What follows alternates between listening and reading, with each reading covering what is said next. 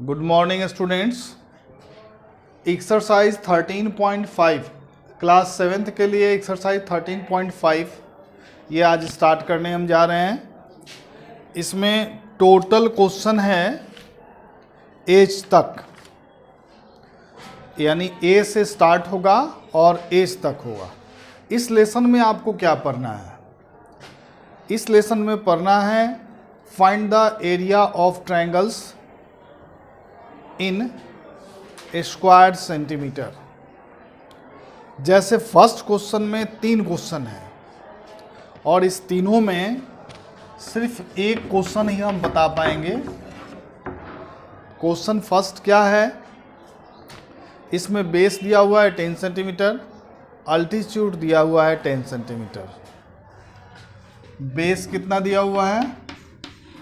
10 centimetre और height दिया हुआ है, अल्टीट्यूड दिया हुआ है कितना सेंटीमीटर?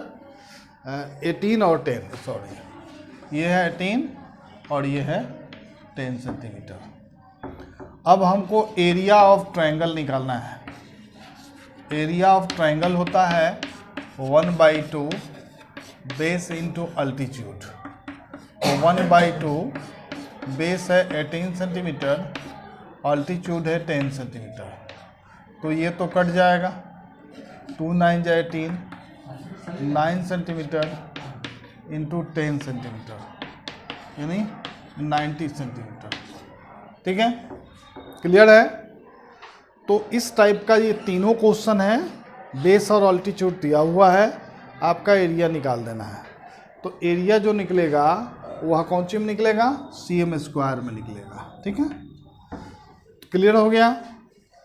अब question number B, find the area of equilateral triangle which one side is 7 centimetre. तो आपको पहले भी बताया गया था कि एरिया ऑफ इक्विलेटरल ट्रायंगल क्या होता है? √3/4 इंटू साइड का स्क्वायर।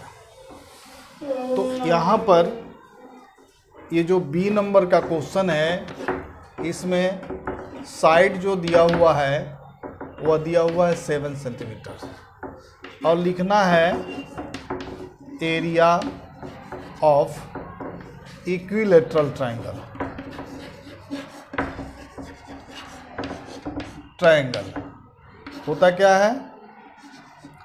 3/4 इंटू साइड का स्क्वायर। तो ये जो √3/4 है, ये √3/4 एरिया ऑफ इक्विलेटरल ट्रायंगल है।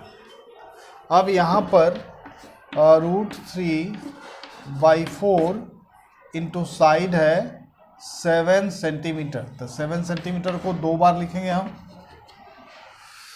अब ये हो जाएगा आपका कितना? √3 इंटू 7 7 जा 49/4। ये कटने वाला नहीं है,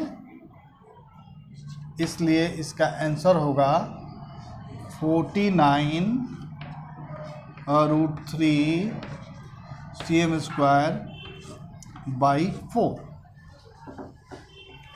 तो इस तरह से आपका बी नंबर क्वेश्चन ये बना। अब सी नंबर में है a piece of cloth in the shape of triangle whose base 60 meter, altitude 15 meter. Find the cost of printing a pattern over it at the rate of 1.50 यानी पर metre square. तो इसका area हम निकाल देंगे और एरिया निकालने के बाद, है ना, एरिया निकालने के बाद हम कॉस्ट से मल्टीप्लाई कर देंगे। 5 मिनट। हाँ हाँ,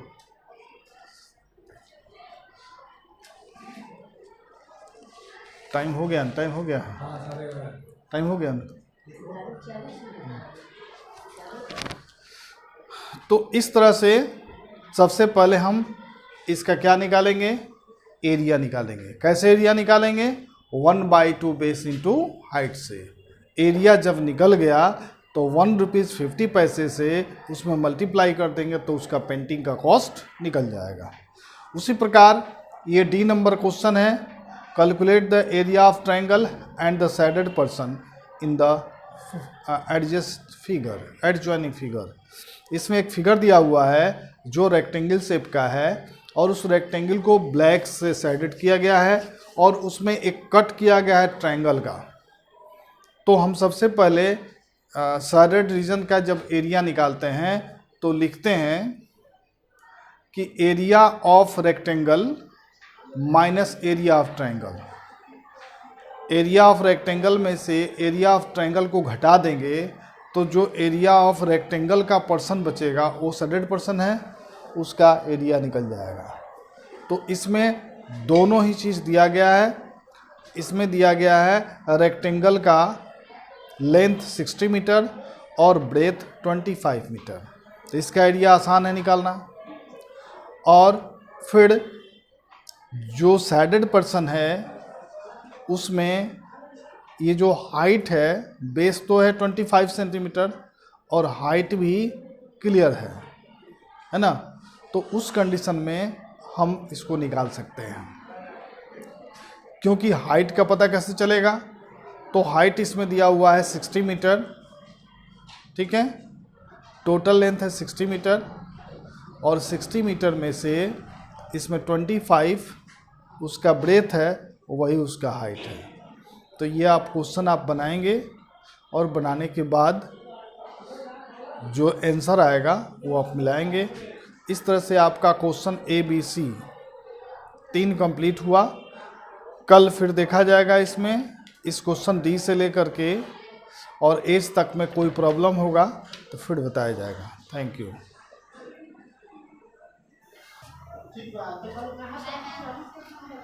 गुड मॉर्निंग स्टूडेंट्स, क्लास 7 पिछले आपको पढ़ाए थे, पिछले क्लास में संचार क्रांति, तो उसका आधा भाग हुआ था, आधा भाग आज होगा, कंप्लीट किया जाएगा।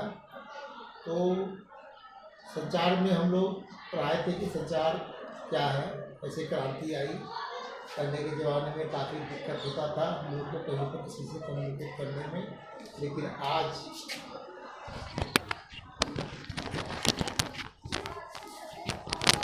आज हम लोग संचार में क्रांति ऐसा आया है कि हम लोग कोई भी चीज़ घंटों का चीज़ मिनटों में पूरा कर लेते हैं।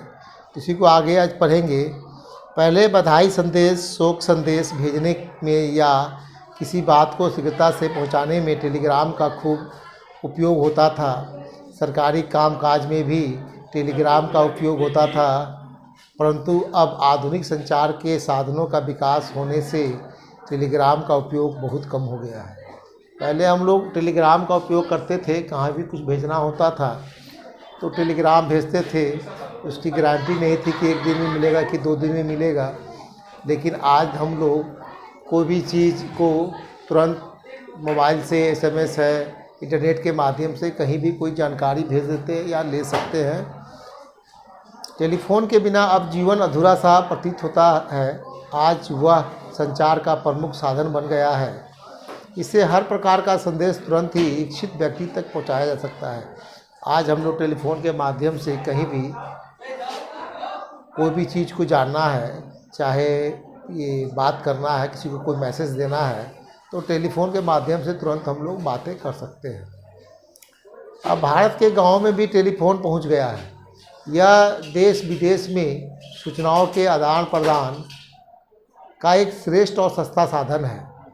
मोबाइल फ़ोन ने तो टेलीफोन को भी पीछे छोड़ दिया है। टेलीफोन था जो तार के माध्यम से था, वो एक जगह फिक्स रहता था, घर में ही चाहे कहीं पर। लेकिन आज तो मोबाइल सेवा हो गया है। मोबाइल में आदमी रखे हुए हैं, कहाँ पर है, क्या है, तुरंत का आपको, आप मार्केट में है, घर से तुरंत फ़ोन आ जाए, कहाँ पर है मालूम हो जाएगा। चाहे आप किसी के बारे में पूछ सकते हैं, घर बैठे तुम कहाँ हो। तो मोबाइल जो है इसके पास में रहता है, उससे आपको और भी टेलीफोन के से भी और जल्द आपको इसकी जानकारी मिल जाती है। टेलीफोन करने के लिए कोई ख़ास जगह जाना पड़ता था, लेकिन मोबाइल तो हर आदमी के, हर लोगों के पास में आज है। हर लोग, छोटे से बड़े लोग, सस्ता से सस्ता में, महंगा से महंगा में मोबाइल है जो हर आदमी, हर लोग रख रहे हैं बातचीत करने के लिए। इससे हम लोग की क्या हुई है, दूरियां जो है कम हो गई हैं, हम लोग और नज़दीक आ गए हैं। कहीं भी विदेश में अगर बात करना है फेस टू फेस तो वीडियो कॉलिंग से बात कर सकते हैं हम लोग। एक दूसरे को इस समय वो क्या कर रहा है वो भी देख सकते हैं, जान सकते हैं।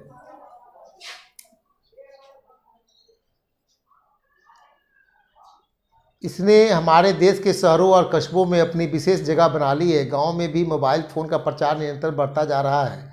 इसे हम बिना तार का टेलीफोन भी कह सकते हैं। मोबाइल में कोई तार की ज़रूरत नहीं होती है, ये जो है रे से चलता है, रे से इसकी आवाज़ आती है। छोटे से मोबाइल फ़ोन को जेब में रखकर हम कहीं भी जा सकते हैं और इसका प्रयोग टेलीफोन के समान ही वार्तालाप के लिए कर सकते हैं। इसकी लोकप्रियता अति तीव्र गति से बढ़ी है। आज साधु संत, शहरी ग्रामीण, धनी निधन सभी लोग मोबाइल फ़ोन पर बात करते हुए दिखाई देते हैं। संचार के साधनों में टेलीफैक्स का भी बहुत प्रमुख स्थान है। टेलीफैक्स के द्वारा समाचार तीव्रता से जाता है और भेजे जाने वाले स्थान पर टेलीप्रिंटर द्वारा स्वतः ही टाइप हो जाता है। टेलीप्रिंटर के आविष्कार के संचार का संदेश को लिखित रूप में भेजना संभव हो गया। टेलीप्रिंटर जो होता है, इससे हम लोग क्या करते हैं, इसको हम लोग कहीं भी प्रिंट में डालेंगे तो हूबहू प्रिंट दूसरी जगह निकल जाएगा। उसका नंबर डायल करेंगे और हम लोग कहीं भी भेजेंगे तो वो जो चीज़ यहाँ पर है वही सेम चीज़ वहाँ पर वो टेलीप्रिंट होकर वो निकल जाएगा। कोई भी लिखित रूप में कोई संदेश भेजना हो तो टेलीप्रिंटर के माध्यम से ही हम लोग भेजते हैं। फैक्स मशीन ने हम छपे हुए संदेश को ज्यों का त्यों एक के स्थान से दूसरे स्थान पर पहुंचा सकते हैं। जब हम किसी लिखित कागज़ को डालते हैं तो वो तत्काल भेजे जाने वाले स्थान पर स्थित फैक्स मशीन में जाता है और वहाँ से उस कागज़ की प्रति छपकर प्राप्त आ जाती है। और हम लोग क्या करते हैं, फैक्स के द्वारा फैक्स मशीन में जो कागज़ को डालेंगे वही कागज़ सेम वहाँ पर निकल जाएगा प्रिंट होकर। इंटरनेट के आविष्कार से तो संचार अत्यंत सुविधाजनक हो गया है। अब हम कंप्यूटर को इंटरनेट से जोड़कर ईमेल द्वारा संदेश को देश या विदेश में तुरंत भेज सकते हैं। इंटरनेट पर समाचार, गीत, संगीत, फिल्म आदि का आनंद उठा सकते हैं। इंटरनेट से जुड़ते ही संसार भर की जानकारी हमारी आंखों के सामने आ जाती है। आज इंटरनेट सेवा जो आविष्कार हुआ है, इससे हम लोगों को दुनिया की कोई भी जानकारी आप इंटरनेट के माध्यम से ले सकते हैं। जहां हम लोग को जाना संभव नहीं हो, मान लीजिए अमेरिका में कोई यूनिवर्सिटी है, उसकी जानकारी लेनी है तो वहाँ जाएंगे तो काफ़ी पैसा खर्चा होगा। लेकिन आज इंटरनेट के माध्यम से हम कोई भी जानकारी दुनिया का अपने घर में उठा सकते हैं। कोई भी संगीत हो, समाचार हो, कोई भी जानकारी हम ले सकते हैं। आज संचार के आधुनिक साधनों से पूरे विश्व को जोड़कर एक कर दिया है, जिससे लोगों की आपसी दूरियां समाप्त हो गई हैं। वास्तव में यह संचार क्रांति का युग है। आज ये संचार क्रांति का युग है। संचार की क्रांति क्षेत्र में क्रांति आ गई है, परिवर्तन आ गया है। पहले के ज़माने में, आज से 30 साल पहले और आज के ज़माने में देखिएगा तो ज़मीन आसमान का फ़र्क है। धन्यवाद।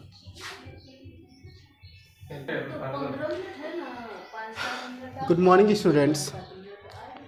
Lesson 7 to Magan Lal Gandhi. आप सभी मगन लाल गांधी के बारे में जानते ही होंगे, क्योंकि मगन लाल गांधी जो थे वो मोहनदास करमचंद गांधी के फॉलोअर थे।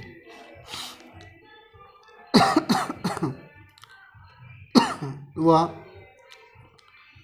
गांधी के यानी गांधी जी के पोता थे, जिन्होंने सर्वाइव किया 1883 से लेकर 1928 तक। वो वही थे जिन्होंने गांधी जी को सजेस्ट किया था, सत्याग्रह के बारे में बोला था कि जिससे आप किसी भी चीज़ पर मतलब कि नॉन वायलेंस यानी कि अहिंसा के द्वारा आप जीत प्राप्त कर सकें हैं। Let's read a letter from Bapu to him. एक पत्र देखते हैं जिसमें लेटर लिखा गया बापू के द्वारा उनके पास। 14 मार्च 1915। बैसरी, you are right in what you think about non violence. आप सही हैं आप जो सोचते हैं अहिंसा के बारे में। इट्स एसेंशियल आर दया। क्या है इसमें? दया, अक्रोध, अमन, ये सभी चीज़ें इसमें छुपी हुई हैं। ये सभी इसके कुछ वर्ड होते हैं। Satyagraha is based on non violence. किस पर बेस्ड होता है सत्याग्रह? अहिंसा पे आधारित होता है। We saw this clearly in Calcutta. हम लोगों ने इसे कहाँ देखा?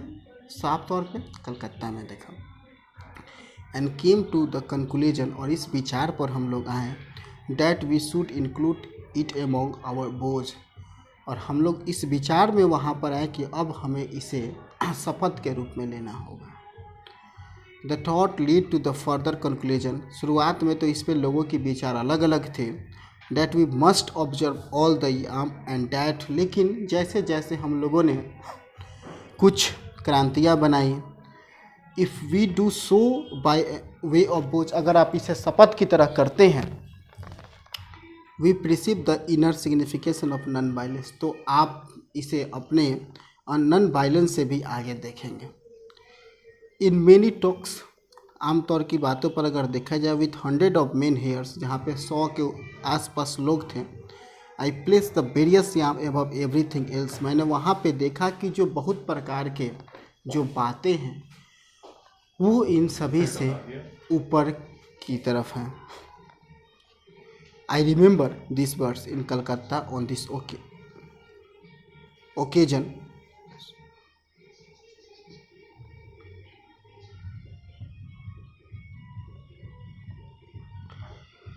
आई रिमेंबर, मुझे याद है कलकत्ता के ओकेजन में, जहाँ पे इन्होंने, I am absolutely clear in mind, मैं अपने दिमाग में को एकदम क्लियर कर चुका था, that India's delivers and hours will be achieve through the observance of this बोझ। और इंडिया जो है वो किस प्रकार से इंटरप्ट होगा, किस प्रकार से इंडिपेंडेंट होगा, वो अपनी शपथ से होगा।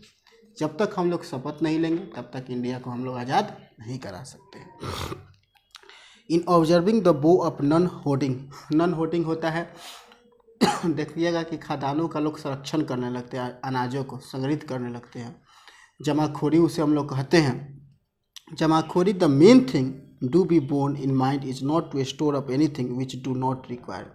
जमाखोरी का मतलब क्या होता है? जमाखोरी का मतलब होता है कि हमारे दिमाग में ऐसी चीज़ें आती हैं जिसमें हम लोग किसी भी वस्तु को स्टोर करना चालू करते हैं जिनकी हमें ज़रूरत भी नहीं होती है। For agriculture we make keep bullocks if we them. Agriculture में देखिए, अगर मुझे बैलों की ज़रूरत है तो मैं बैलों को रखता हूँ। एंड द इक्विपमेंट, और जो ज़रूरत की तकनीकें पड़ती हैं, रिक्वायर्ड फॉर देम, उनके लिए। वेयर देयर इज, अब देखिए यहाँ पे बात कहने का था कि बैलों को चलाने के लिए कुछ इक्विपमेंट की जरूरत पड़ेगी, तो उस प्रकार से हम लोग रखते हैं। अब मान लीजिए कि कुछ लोग क्या करते हैं कि एक्सेस करते हैं, ज़्यादा स्टोर करके रख दिए, तो मार्केट में उसका शॉर्टेज हो जाएगा, तो अचानक प्राइस राइज हो जाएगा। ये बात नहीं कि जब मतलब कि स्टोर करना गलत बात है, किस लिए, जब सुखाड़ है या बाढ़ है तो उस समय के यूज के लिए, लेकिन ज़्यादा जमाखोरी कर देना भी कभी कभी रेट प्राइजेस आगे मतलब कि ग्रो अप करने के लिए हो जाता है।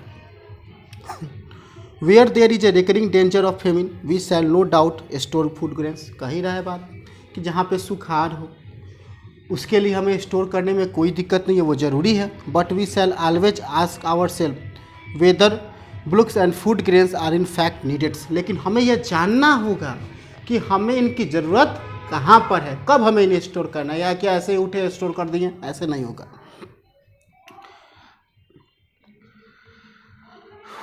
We are to observe all the yams in thought as well as so that we shall grow more secure in them from today to day and to come to think friends thing to renounce। जैसे जैसे हम लोग शपथ लेते गए, जैसे जैसे ये लोग विभिन्न प्रकार के यामों पर बात करते गए, वैसे वैसे इनके अंदर फ्रेश थिंग्स आते गए। Reaction has no limit to it, किसी भी सीमा नहीं होती है। The more we renounce the more shall we grow, जितना आप सोचिएगा उतना ही ज़्यादा आप आगे बढ़िएगा। In the knowledge of at a man, एक आदमी के रूप में। If the mind continues to move towards reduction of the desire for hoarding and if in practice we give up hoarding as far it's physically possible to do. अगर आपके मनोवृत्ति में बार बार यह चीज़ आता है कि आप जमाखोरी करना चाहते हैं, जमाखोरी करना चाहते हैं, तो आपके दिमाग में वही रहेगा। लेकिन अगर आप चाहते हैं कि मुझे इसे बदलना है, मुझे यह नहीं करना है, तो आप प्रयास कीजिएगा, तो फिजिकली यानी कि आमतौर पर आप संभव हो सकते हैं और इसे कर भी सकते हैं। तो इसके आगे का हम लोग कल पढ़ते हैं। Thank you. हाँ भाई, क्लास 7 गुड मॉर्निंग। और आपको पढ़ाना है मुझे रस्टिंग ऑफ आयरन, जंग लगना, लोहे में जंग लगना। रस्ट मीन्स होता है जंग लगना। अब आप एक बात बताइए कि जंग होता क्या है। तो आयरन जब मॉइस्ट एयर से रिएक्ट करता है, एक वर्ड है मॉइस्ट एयर, नम वाली हवा। तो आयरन जब मॉइस्ट एयर से रिएक्ट करता है तो जिसको देखो यहाँ पर एक डंप एयर भी लिखा हुआ है, तो क्या होता है कि उसमें आयरन में फेरस जो है फेरिक ऑक्साइड बनाता है। आयरन को हम केमिस्ट्री की भाषा में फेरस कहते हैं। When an iron object is left in dump air, moist air, watery air, and considerable condition, एक वर्ड और है considerable condition, मतलब एक favorable condition, it get covered a red brown flaky substance called rund। तो अगर condition favourable हो, moist air हो, ठीक है, तो क्या होगा कि हम उस जो लोहा होगा उसमें एक फुल्की गद्दी वाली एक अलग माने अलग से लगने वाली सबस्टांस लग जाती है, जिसको हम क्या कहते हैं, रस्ट कहते हैं। और इस प्रोसेस को कहते हैं rusting of iron. During the rusting of iron metal combine with oxygen in presence of water in form compound iron oxide. तो रियल में अगर केमिस्ट्री की भाषा में हम बात करें तो क्या कहेंगे, आयरन ऑक्सीजन से रिएक्ट करता है, वाटर के प्रेजेंस में करता है, तो एक कंपाउंड बनाता है जिसको हम क्या बोलते हैं, आयरन ऑक्साइड। और केमिस्ट्री की भाषा में अगर हम लिखें तो आयरन को क्या लिखते हैं हम, Fe। आयरन को हम फेरस बोलते हैं, Fe+O2 क्या बनेगा, Fe2O3, यानी फेरस ऑक्साइड। देखो वर्ड में मिस कर रहा हूँ, फेरस 2 अगर होता है तो फेरस और 3 होता है तो फेरिक, तो ये है फेरस ऑक्साइड या आयरन ऑक्साइड भी कह सकते हैं। Thus rust of iron are not same substance, ठीक है। Rust is different from iron and which get deposited. Rusting of iron is a chemical change because a new substance iron oxide form in this process। आप एक बात नहीं करें, क्या iron oxide एक ही है, नहीं, आयरन ऑक्साइड एक नहीं है, ये आयरन से बिल्कुल अलग है चूंकि, और ये एक नया सबस्टांस है, इसलिए हम इसको कहेंगे कि ये क्या है, केमिकल चेंज है, चूंकि एक नया सबस्टांस आयरन ऑक्साइड हमको मिला। Almost every iron object kept in open get rust slowly. कोई भी चीज़ देखो, वैसा एक वर्ड आता है स्टील, स्टील नहीं है, स्टेनलेस स्टील अलग हो जाती है, तो एवरी आयरन जो है उसमें करीब करीब रस्ट धीरे धीरे लगता है। हाँ, एक्सेप्शन में बता दूँ आपको, मोहरौली में, दिल्ली के पास मोहरौली में अशोक का पिलर है जो कि आयरन से बना हुआ है, लेकिन अभी तक उसमें रस्ट नहीं लगा। भाई एक बहुत बड़ी फेमस बात यह है। We can usually see the rusted iron gate a park and iron benches kept in garden which always remain open। भाई एक बात है, भाई बहुत दूर की बात है, पार्क पे बेंचेज देखने से अच्छा है अब हम साइकिल के अपने रिम को देखते हैं, क्या होता है उसमें जंग लग जाती है। कांटी रखते हैं हम लोग, उसमें भी जंग लग जाती है। तो कोई भी लोहे का चीज़ रखते हैं, अगर वो उसके मेंटेन में नहीं है, उसके ऊपर पेंट किया हुआ नहीं है, ग्रीसिंग नहीं है, तो उसमें क्या होगा, जंग लग जाता है। वही जंग ही है rust. The agriculture tools such as the spade and shovel also get rusted when exposed to atmosphere and combine considerable time। भाई कुदाल है, खुरपी है, इन सारी चीज़ों को अगर हम रख देते हैं तो कुछ समय के बाद क्या होता है, इसमें जंग लगता है। In the kitchen the iron pan also get rusted. हाँ, किचन में आयरन पेन है, भाई लोहे का तावा बोलते हैं इसको, आयरन पेन वही लोहे का तवा जिस पर रोटियाँ सेकते हैं हम, तो उसमें भी क्या होता है, अगर यूज़ नहीं करें, छोड़ दें, तो उसमें क्या लगेगा, रस्ट लग जाएगा। We can also usually see the formation of some rust of iron grill, iron railing, iron pipe, iron nail, old car, bicycle and steel bridge। इन सारी चीज़ों पर आप देखते हैं क्या कि धीरे धीरे धीरे जंग लग जाता है अगर उसके मेंटेनेंस नहीं की जाए। अब एक सवाल आता है कि condition necessary for rusting, both oxygen and water moisture must be present in rusting observe iron और टू ऑकर। भाई दोनों चीज़ जरूरी है, ऑक्सीजन भी जरूरी है और क्या जरूरी है, वाटर भी जरूरी है। So two condition are necessary for rusting of iron take place. इसलिए दो कंडीशन जरूरी है क्या रस्टिंग के लिए। पहला, iron rust when place in damp air, फिर place in water. Now damp moist air containing water vapour. तो आयरन वो कहाँ लगता है, जहाँ पर कि वाटर वेपर होता है, नहीं जहाँ वाटर वेपर होगा तो वहाँ पर डंप लगेगी। Thus damp air alone provide both the things oxygen water. तो डंप एयर जो होता है ना भाई, मॉइस्ट एयर, नमी वाली हवा, ये क्या होता है, इसमें ऑक्सीजन भी होता है और वाटर भी होता है। So it is a favourable condition for the rusting. Again ordinary water always has some dissolving oxygen. चूँकि और ऑर्डिनरी जो सिंपल पानी होता है इसमें ऑक्सीजन घुला होता है। So ordinary water also supply both things. इसलिए ऑर्डिनरी वाटर भी क्या करता है, दोनों चीज़ें प्रोवाइड करता है। क्या क्या चाहिए, वाटर और oxygen, which is needed for rusting। और दूसरी बात है, if the air is put in high moisture content, अगर हाई मॉइस्चर वाली स्थिति में रखें तो अभी क्या होगा, रस्ट लग जाएगा। दस rusting of iron faster in coastal area because the air house place contain more water vapour. तो कोस्टल एरिया समुद्र तटीय क्षेत्र है और समुद्र तटीय क्षेत्र पर क्या होता है कि सबसे ज़्यादा रस्टिंग की क्रिया तेजी से होती है। The presence of salt in water make the process of rusting of iron faster. तो साल्ट के प्रेजेंटेशन में भी क्या होती है, रस्टिंग की क्रिया तेजी से होती है। Thus an iron object must rust much faster in kept in sea water. इसलिए अगर आयरन की चीज़ों को हम क्या करें, समुद्र के पानी में रख दें तो उसकी बहुत तेज़ी से क्या होता है, बहुत तेज़ी से इसमें जंग लगता है, because it is the salty water. And अगर फ्रेश, हाँ कंपेयर करें, अगर कि हम मान लीजिए कि एक में न सॉल्टी पानी, आप समुद्र का पानी कहाँ से लाएंगे भाई, हम समुद्र का पानी खुद बना लेते हैं। तो क्या करते हैं कि पानी में नमक डाल दीजिए 35, अबाउट 1 लीटर पानी में 35 ग्राम सॉल्ट डाल दीजिए, वो करीब करीब समुद्र के पानी के जैसा बिहेव करेगा। तो 1 लीटर पानी लिए और 35 ग्राम या 50 ग्राम नमक डाल दिए और फिर एक कॉमन वाटर ले लिए, नॉर्मल वाटर, दोनों में डालेंगे तो देखेंगे कि जो सॉल्टी वाटर है उसमें रस्टिंग की क्रिया बहुत तेज़ी से होती है। तो भाई ये रस्टिंग था। अभी रहा इफेक्ट ऑफ रस्टिंग और प्रिवेंशन, तो ये मैं कल पढ़ा दूंगा, ठीक है। चलिए, थैंक्स।